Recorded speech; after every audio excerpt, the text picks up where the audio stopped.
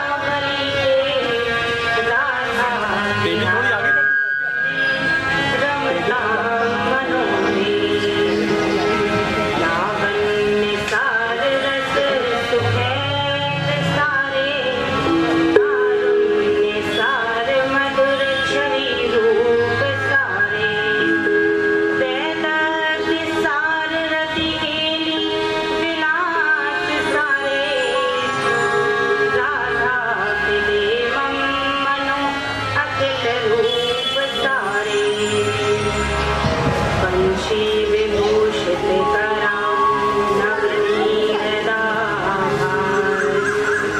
ताम्बराजन्मकलाधरोष्ठार पूर्णेन्दु सुन्दर मुखादर बिन्दुनेत्रार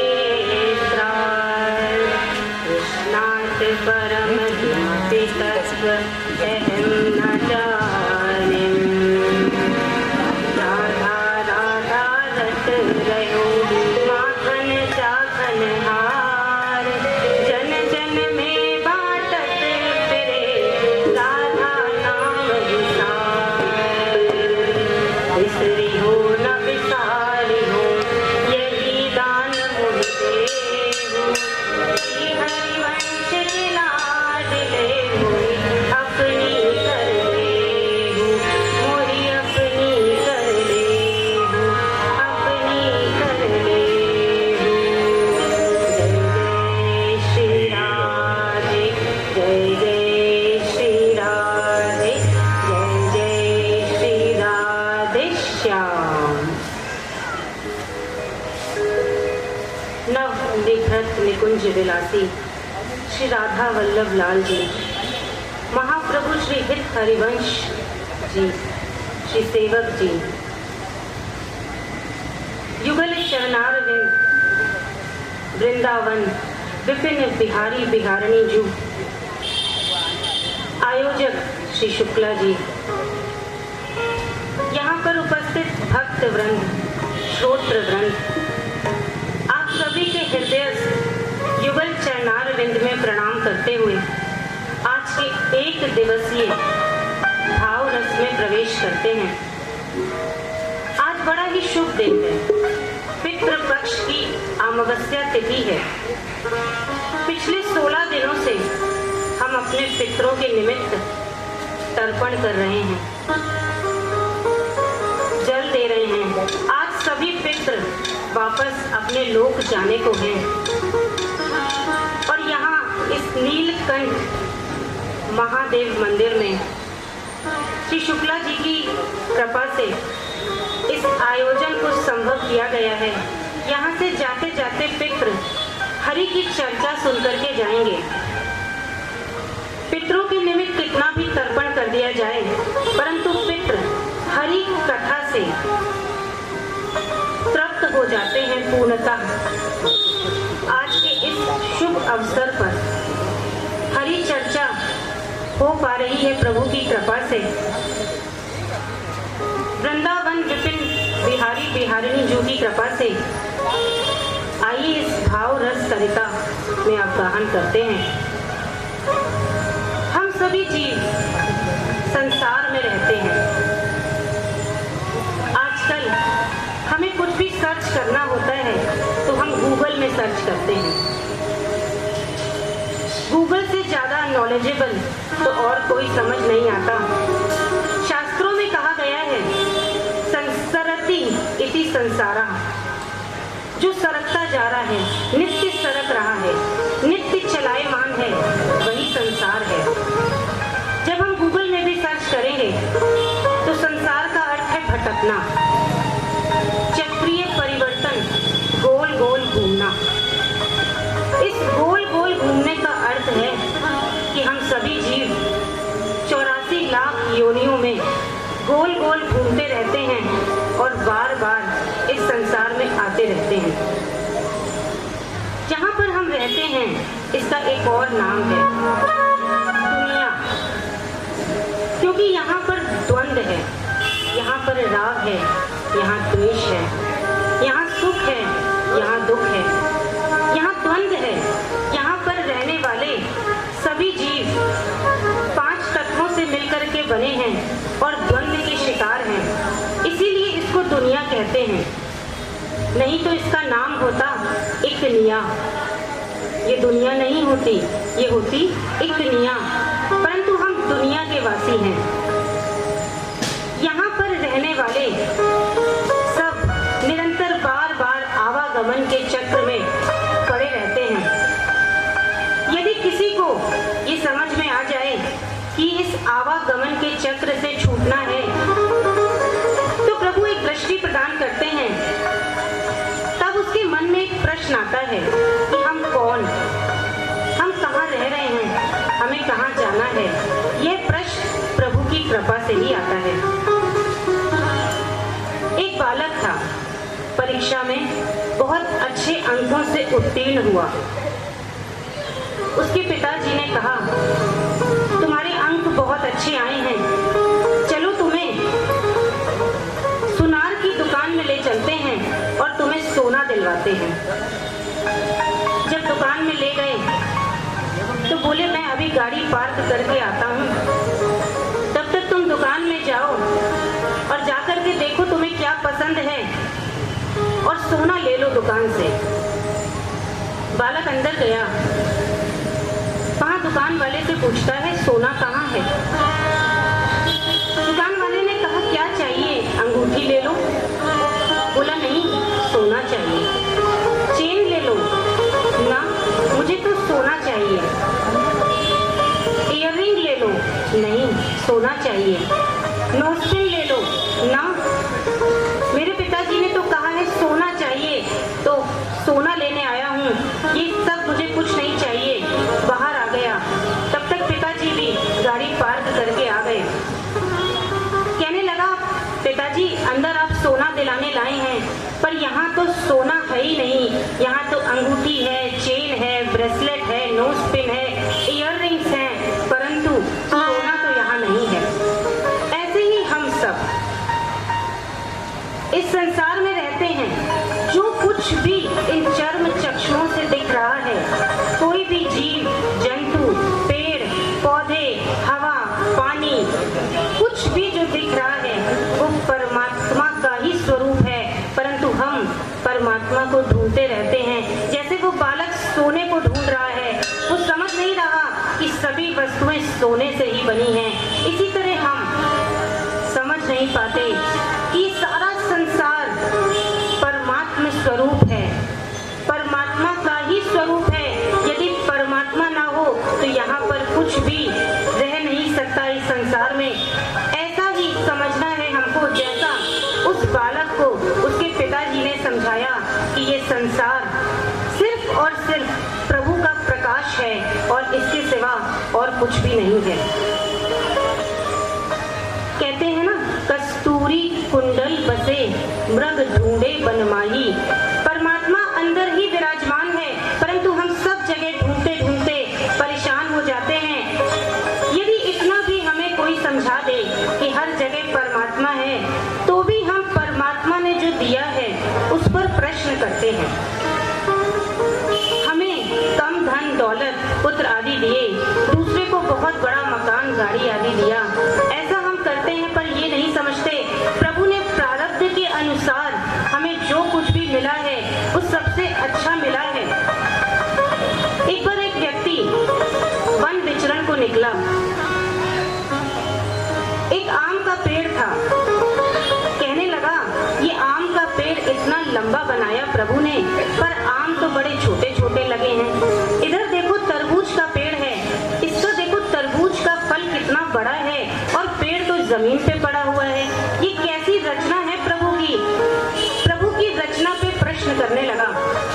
जब वन विचरण करके आया, थक गया, पेड़ के नीचे बैठ गया। थका हुआ था तो नींद आ गई, सो गया। पेड़ पर कोई पंछी आया, हवा चली तो एक आम का फल टूटा और सीधे उसकी नाक पर आ गिरा पड़ा। जब नाक पे गिर पड़ा तो नाक फूल करके टमाटर जैसी हो गई। तब उसको समझ में आया, उठा तो बोला, प्रभु तुमने बहुत अच्छा किया, आम का फल छोटा रखा और ऊपर लटकाया और तरबूज का फल बड़ा रखा और नीचे इसका पेड़ लगाया। तुमने जो बनाया है बहुत अच्छा बनाया है। देखिए, मिट्टी से घड़ा भी बनता है जो शीतल जल सबको देता है और शीतलता प्रदान करता है, और मिट्टी से चिलम भी बनती है जो खुद तो धड़कती है, दूसरों को भी धुआं देती है। तो प्रभु ने सत और असत इस प्रकृति में दोनों विराजमान हैं। 24 कैरेट सोने का यदि हम कोई आभूषण बनाएंगे तो वो बहुत मजबूत नहीं होता, उसमें तांबा मिलाना पड़ता है। ऐसे ही संसार में भी सत में थोड़ा संसार बनता है। एक बार ब्रह्मा जी ने पूछा प्रभु से, प्रभु ये आपकी माया क्या है? प्रभु ने कहा, मेरी माया वही जो असत्य को सत्य बताती है और सत्य को ढांक देती है, वही मेरी माया है। जो है नहीं तुम्हें वही दिखेगा और जो है वो तुम्हें नहीं दिखेगा।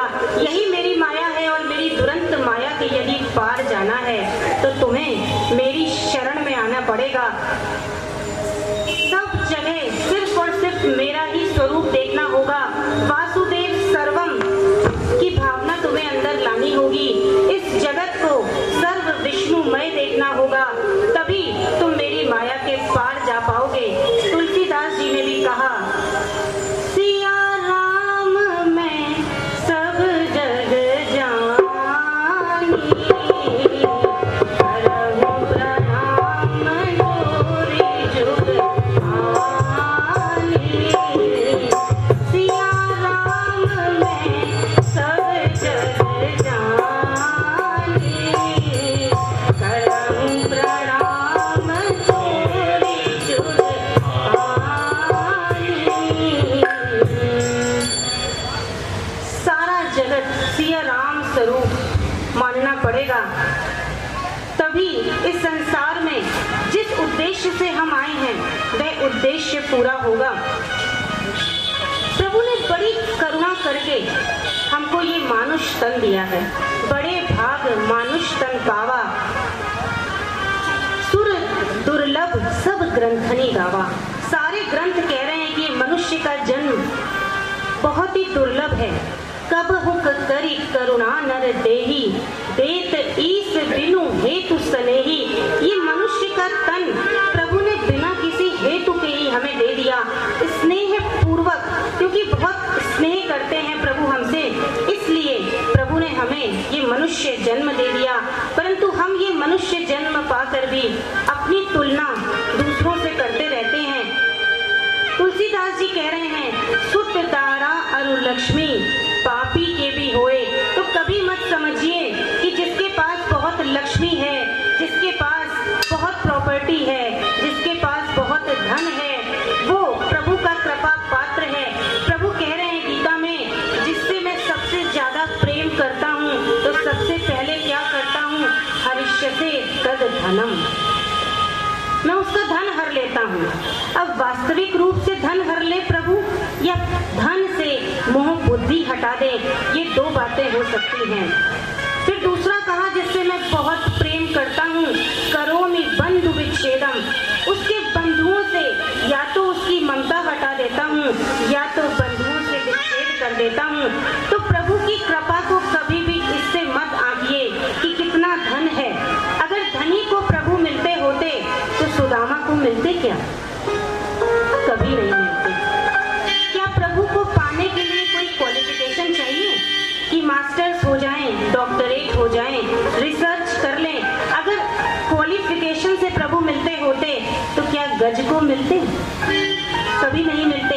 यदि सुंदरता पे मोहित होकर प्रभु मिलते होते तो क्या कुब्जा का उद्धार प्रभु करते? कभी कुब्जा का उद्धार नहीं होता। ना प्रभु सुंदरता से मिलते, ना प्रभु क्वालिफिकेशन से मिलते, ना प्रभु पद प्रतिष्ठा से मिलते हैं। संसार में जिसकी पद प्रतिष्ठा अधिक है, क्या उसको प्रभु मिल जाएंगे? अगर मिलते होते तो शबरी को कैसे मिलते? क्या प्रतिष्ठा थी शबरी की? क्या पद था शबरी का कि प्रभु आकर के जूठे बेर खा के चले गए? प्रभु तन बल धन बल से नहीं मिलते। धन का बल है, यश का बल है, तन का बल है, इससे प्रभु नहीं मिलते। प्रभु गीता के 9वें अध्याय के 22वें श्लोक में कह रहे हैं, जो मेरा अनन्य चिंतन करता है, जो मुझ में ही स्थित रहता है, उसको मैं मिलता हूँ, उसका मैं योग क्षेम वहन करता हूँ, उसका सारा भार मैं उठाता हूँ। हम और आप इस संसार में रह करके एक परिवार का पालन पोषण करते हैं तो हमें लगता है हम बहुत बड़ा काम कर रहे हैं, पर प्रभु चुटकी बजाते अनंत कोटि ब्रह्मांडों की रचना कर देते हैं। उनके लिए हम सबका योग क्षेम वहन कर देना कोई बहुत बड़ी बात नहीं है।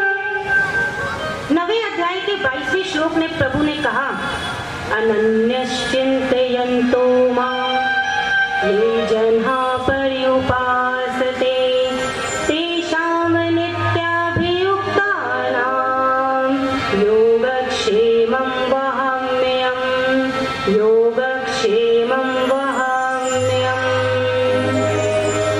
जो मुझको भजता है, जो मेरा ही चिंतन करता है, उसको मैं प्राप्त हो जाता हूँ और उसका योग स्वयं मैं वहन करता हूँ।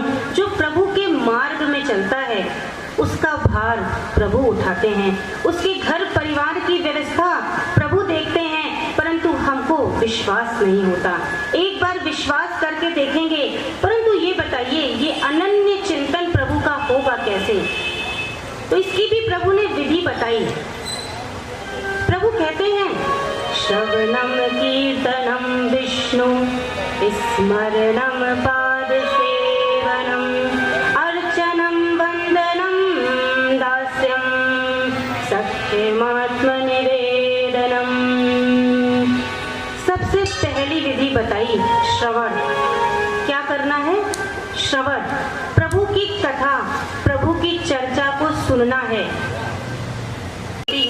हरि कथा सुनना ये सबसे बड़ा साधन है प्रभु की भक्ति को प्राप्त करने का। ये जो श्लोक मैंने बोला ये नवधा भक्ति का है। भक्ति 9 प्रकार की होती है। सबसे पहले जीव श्रवण करता है हरि की कथा। यदि हम किसी के बारे में सुनेंगे नहीं तो हमें उसके बारे में पता कैसे चलेगा? यदि हमको किसी के बारे में पता नहीं चलेगा तो हमको उससे प्रेम कैसे होगा? तो सबसे पहले भक्ति का सूत्र बताया श्रवण।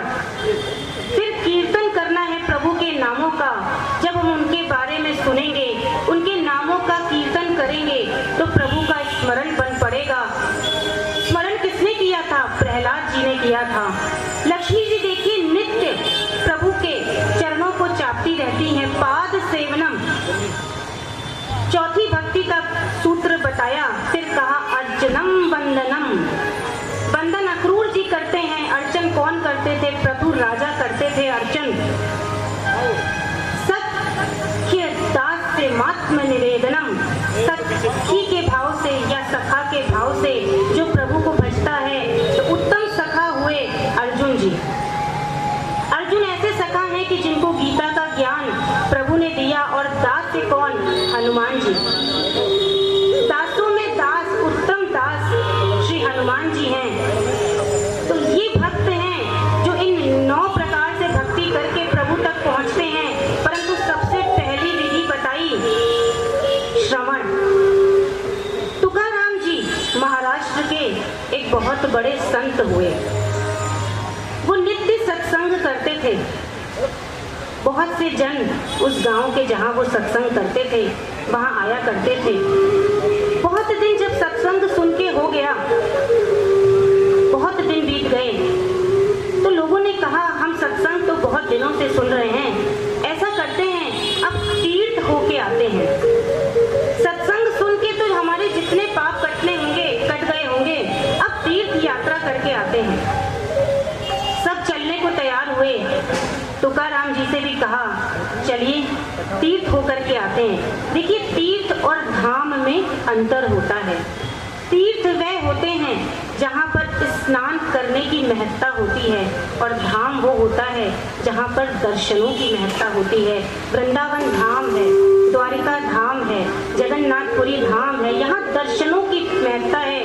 तीर्थ जैसे हरिद्वार, ऋषिकेश, यहाँ पर गंगा स्नान की महत्ता है। जहाँ पर स्नान की महत्ता वो तीर्थ और जहाँ दर्शनों की महत्ता वो धाम होते हैं। तो लोग चलने लगे तीर्थ करने को। तुकाराम जी से भी कहा चलिए मेरे साथ। तुकाराम जी ने कहा मैं क्या करूँगा चल के, मैं तो यहीं पर रह के भजन का आनंद लूँगा, सत्संग का आनंद लूँगा। तो सब कहने लगे आप हमको इतना प्रिय हैं, आपका सत्संग हम इतने दिनों से सुन रहे हैं, ऐसा करिए हम जा रहे हैं तो अपनी एक निशानी ही दे दीजिए, हम अपने साथ ले जाएंगे और वहाँ पर जब दर्शन करेंगे, स्नान करेंगे तो आपकी उस निशानी को भी दर्शन करा के, स्नान करा के ले आएंगे, जिससे हमें ऐसा लगेगा कि आप हमारे साथ हैं। तुकाराम जी बोले, मैं तो संत ठहरा, इस छोटी सी झोपड़ी में रहता हूँ, मेरे पास क्या भला कुछ मूल्यवान है। ये लौकी है, ये लौकी तुम अपने साथ ले जाओ। क्या ले जाओ? लौकी। लौकी साथ में दे दी। उस गांव के लोग जहाँ जहाँ गए उस लौकी को ले जाते, जहाँ जहाँ दर्शन करते लौकी को ऊपर उठाते, दर्शन करवाते, जहाँ जहाँ स्नान करते उस लौकी को स्नान करवाते। धीरे धीरे तीर्थ के दिन पूर्ण हुए, वो सब वापस आए। तुकाराम जी ने कहा, आप सभी तीर्थ करके आए हैं, बहुत थक गए हैं, आज शाम को भोजन की व्यवस्था मैं अपने कुटिया पर कर दूंगा। आप सभी हमारे यहाँ सादर आमंत्रित हैं।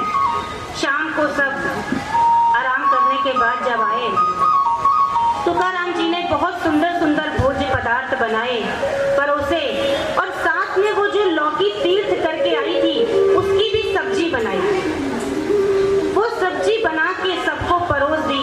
सबने बाकी भोज्य पदार्थ तो बड़े चाव से पाए, और जैसे ही उस लौकी की सब्जी को मुंह में रखा, सब थू-थू करने लगे।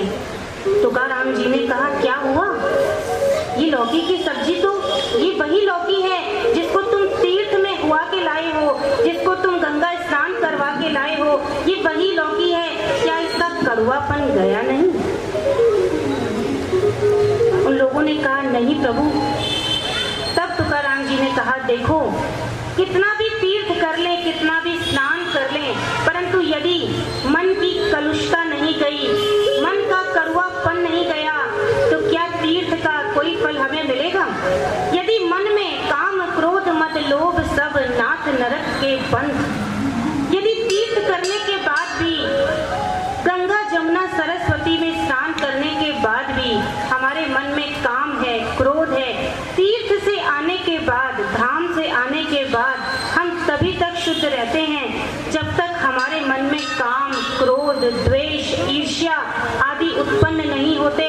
नहीं तो जैसे ही ये उत्पन्न हुए हम तुरंत अशुद्ध हो जाते हैं।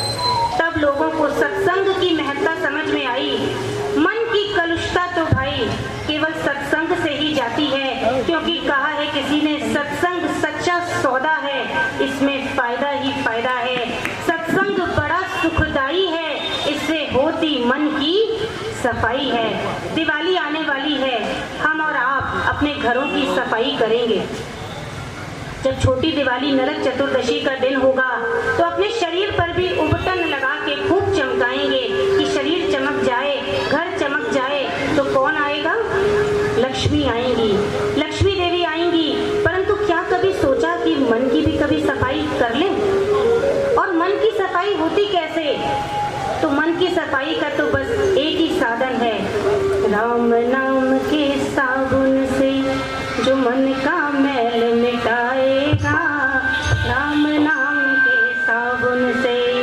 बस राम नाम, राधा नाम, जो नाम प्रिय हो, उस साबुन से ही मन की कलुषता धुलती है। और कोई विधि नहीं है जिससे मन की कलुषता धुल जाए।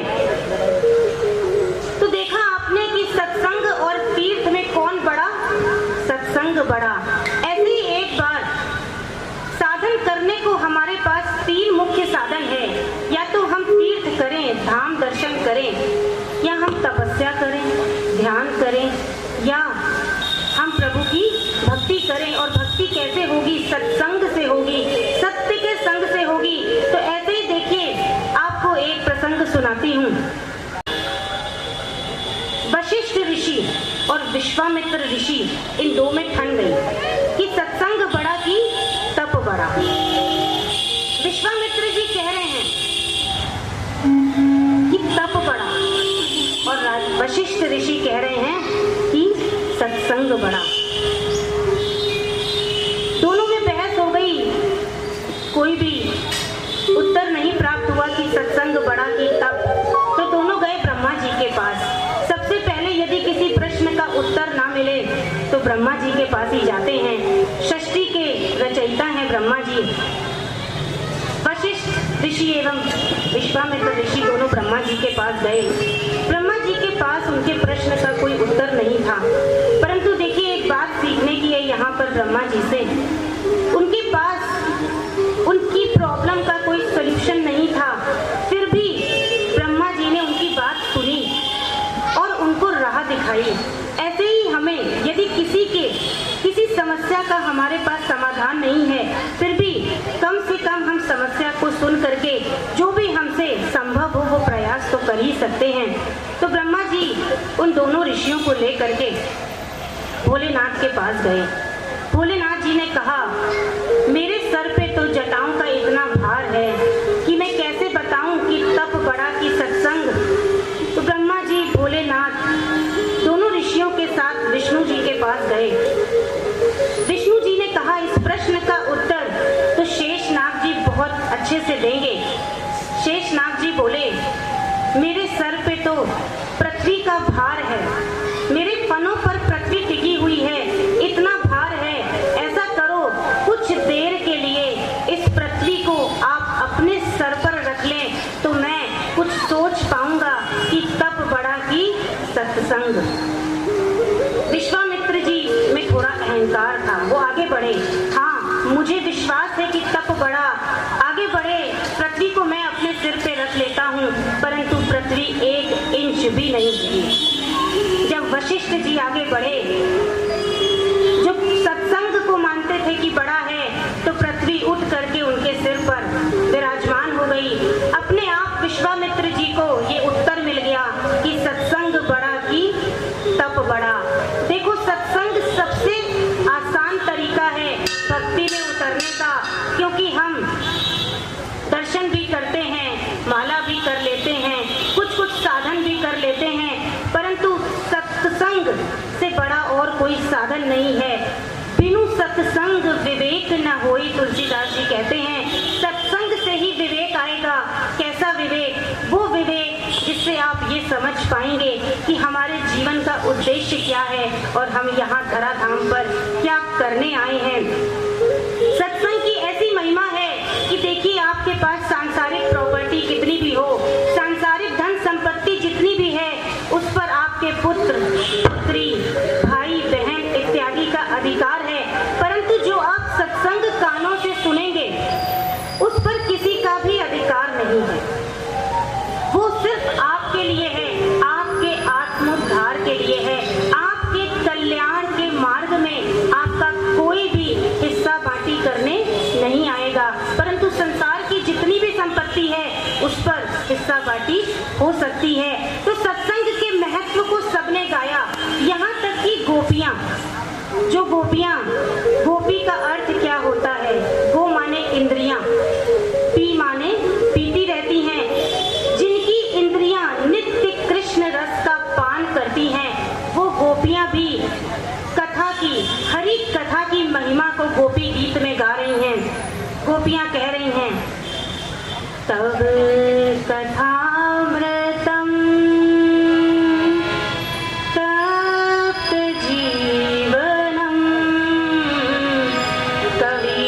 कविभिरीडितम कल्मषापहं श्रवणमङ्गलं श्रीमदादृतं भुवि गणान्ते भूरिदा जना जयति ते अधिकं जन्मना व्रजा भुवि शयत इन्द्रा शाश्वतत्रयी जयति ते अधिकं जन्मना व्रजा शयत इन्द्रा शाश्वतत्रयी। तव कथामृतम तप्त जीवनम। कथा क्या? कथा जिससे जीव के तीनों तापों का नाश हो जाए। दैहिक, दैविक, भौतिक तापा, 3 प्रकार के ताप जीव को सारे जीवन परेशान करते रहते हैं, इन तीनों तापों का नाश हो जाए। कवि भीड़तम कल्म शाप हम, सारे कलमश का नाश हो जाए। और गोपियां यहाँ तक कह रही हैं कि जो कथा को सुनता है, जो कथा को सुनता है उसका मंगल होता है, उसको कल्याण का दान मिलता है, और जो कथा को कहता है वो दुनिया में सबसे बड़ा दान करता है। यहाँ तक गोपियां कह रही हैं। तो जब गोपियां कृष्ण की नित्य सहचरी हैं, नित्य कृष्ण लोक में वास करने वाली हैं, तब उनको भी कथा की महिमा वो समझा रही हैं। तो हम और आप जो संसार में रहते हैं, मैंने क्या कहा, संसार क्या, संसरति इति संसारा, संसार जो निरंतर सरकता जा रहा है, जो निरंतर चलायमान है। तो हम जीव इस संसार में रह के यदि कथा के महत्व को नहीं समझते हैं, तो हमें हरि कथा के सुनने का अधिकारी भी कौन, ये भी तुलसीदास जी बताते हैं। तुलसीदास जी कहते हैं, श्रोता वही जो कथा सुनने के बाद जिसके हृदय में कृष्ण का वास हो जाए, नहीं तो वो श्रोता नहीं, कौन, उसको कहा सरौता। तुलसीदास जी कह रहे हैं, यदि कथा सुनने के बाद हृदय में प्रभु का वास हो जाए, हृदय पवित्र हो जाए, तब समझना कि तुम श्रोता। क्योंकि सत्संग तो भाई बहुत दुर्लभ है, दुसंग तो संसार में बड़ा आसान है, दुसंग तो हर जगह मिल जाएगा, परंतु सत्संग बहुत दुर्लभ है।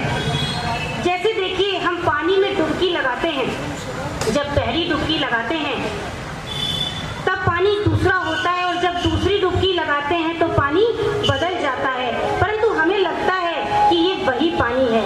इसी प्रकार से जीवन भी देखिए समिटता जा रहा है, जीवन चला जा रहा है, कहाँ, अंत की ओर, अंत की ओर जा रहा है। एक दिन बीतता है, एक सांस बीतती है, हम आगे बढ़ जाते हैं, पर हमें तो लगता है कथा के लिए समय ही कहाँ है। अरे मरने की तो फुर्सत नहीं है, हम कहाँ कथा करें, सुनेंगे, कहाँ सत्संग सुनेंगे। परंतु सत्संग की महिमा बड़े बड़े संतों ने गाई है, और इससे ही विवेक होता है। तुलसीदास जी तो यहाँ तक कह रहे हैं, कलयुग जुग सम आन नहीं, कलयुग जैसा कोई युग नहीं है, जो नर कर विश्वास, गाय राम गुण गण विमल, भवतर बिनहि प्रयास। कलयुग में तो बस एक ही साधन है, क्या करना है, राम के गुणों का गान करना है, हरि के गुणों का गान करना है, परंतु हमें विश्वास नहीं होता।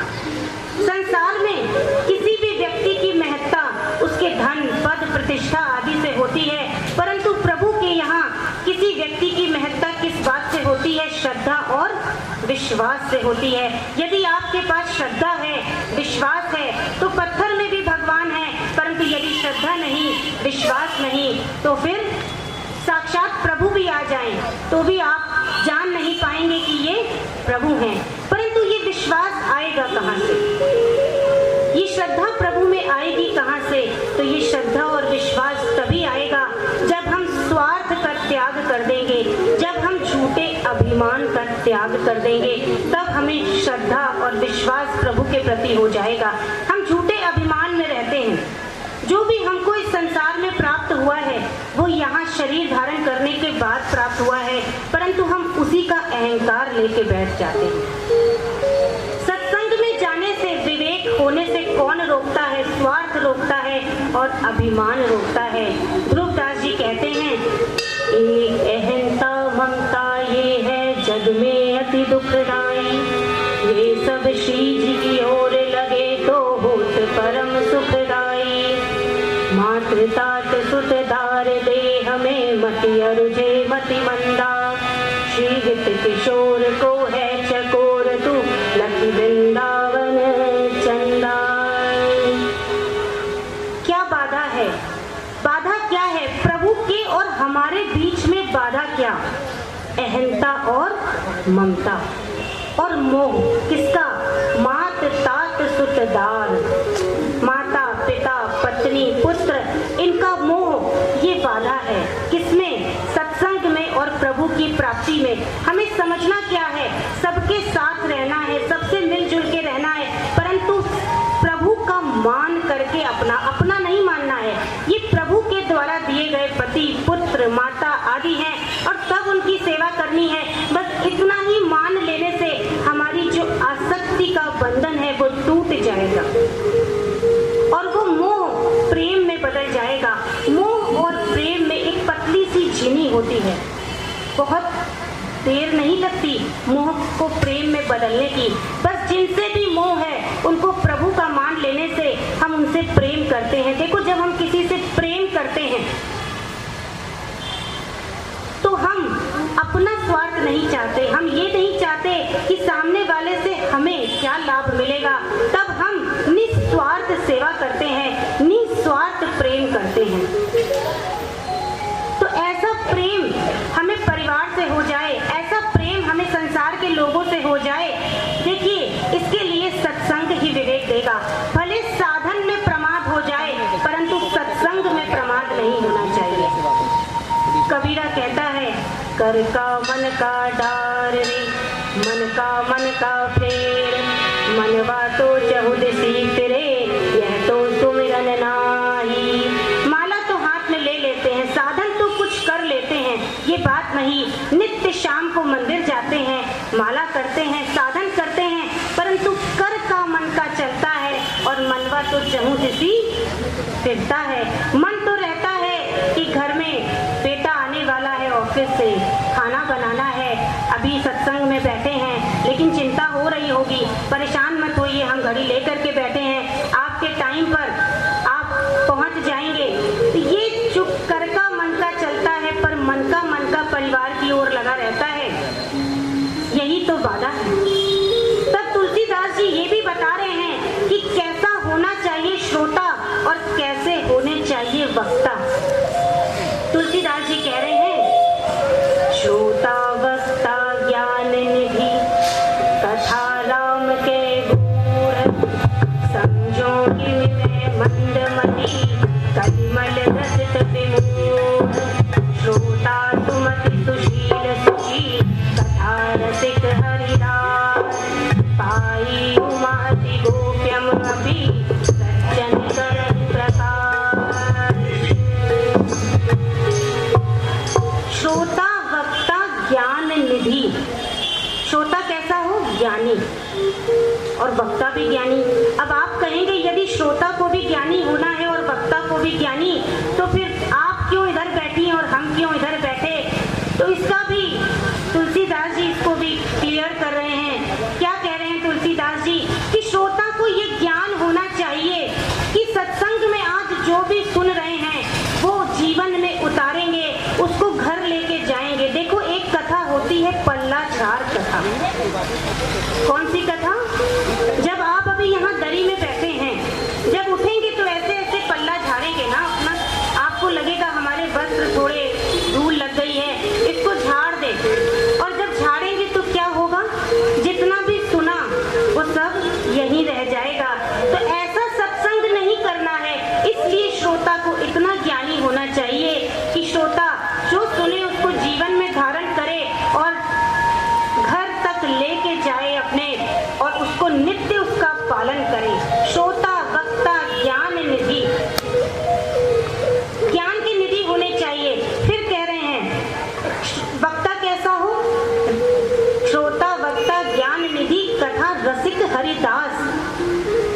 जो वक्ता हो वो हरि का दास हो, रसिक हो। यदि आप वृंदावन की रस रीति से थोड़ा सा भी परिचित हो, वृंदावन में श्री प्रेमानंद जी महाराज आप सभी शायद सुनते होंगे, वो रस रीति पे चर्चा करते हैं, रस की चर्चा करते हैं। वृंदावन में संत होते हैं, रसिक होते हैं।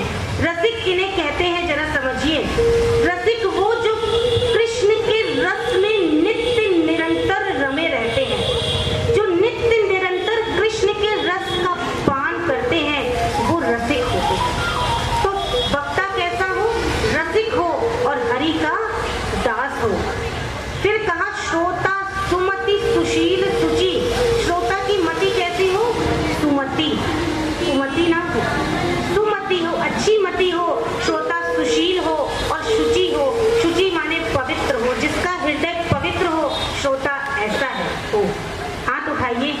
ऐसे ही श्रोता है ना, जैसा तुलसीदास जी कह रहे हैं।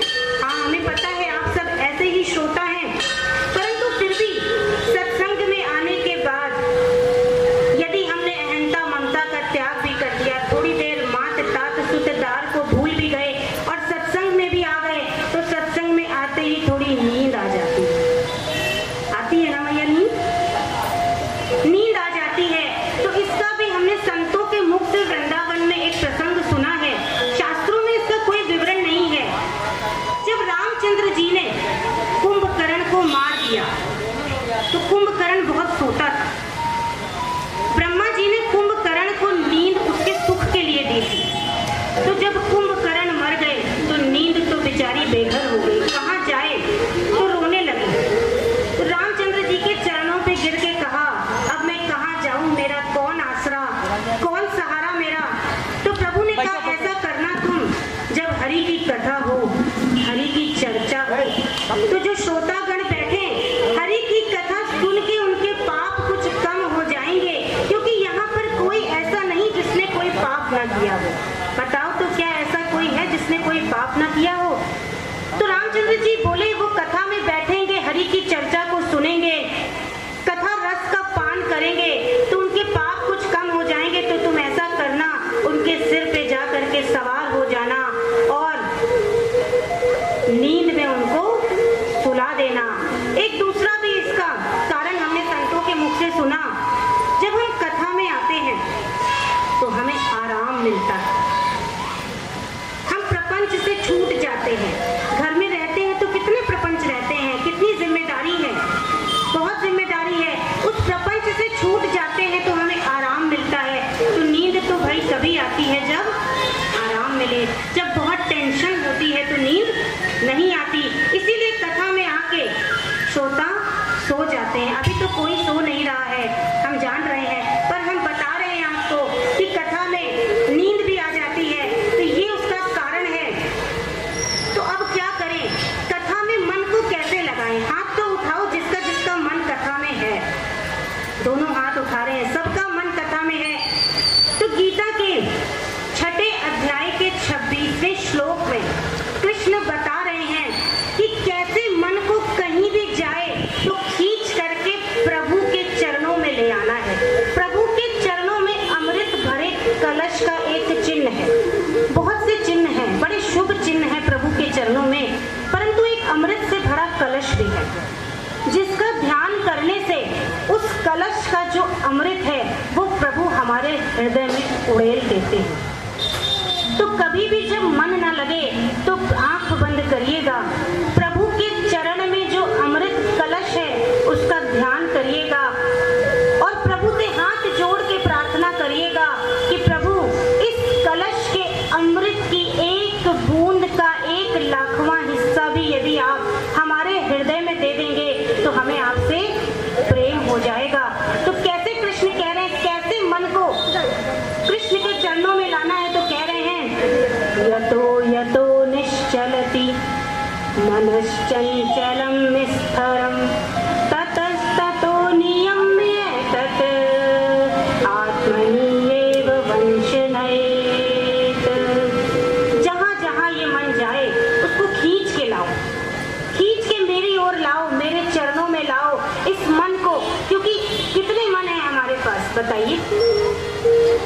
एक मन है, एक मन जो बहुत ठौर करी कहूँ कोने सच पाए। ये जो एक मन है इसको कितनी ठौर दी रखी है आपने। ठौर मतलब स्थान, आसरा, कितने आसरे दे रखे हैं। ये ना, इसमें ना लगे तो ये कर लेंगे, उसमें ना लगे तो वो कर लेंगे। बस एक ही चीज में मन ठौर पाएगा। भाई देखो, मन को भी तो ठौर चाहिए, आसरा चाहिए। तो आसरा कहाँ मिलेगा? जहाँ आनंद होगा, और आनंद तो वही होगा जहाँ आनंद सिंधु होगा। और आनंद सिंधु कहाँ? प्रभु श्री कृष्ण आनंद के सिंधु हैं। तो आनंद तो वही मिलेगा, ठौर तो वही मिलेगी। तो क्या फायदा इस मन को और जगह भटकाओ, इससे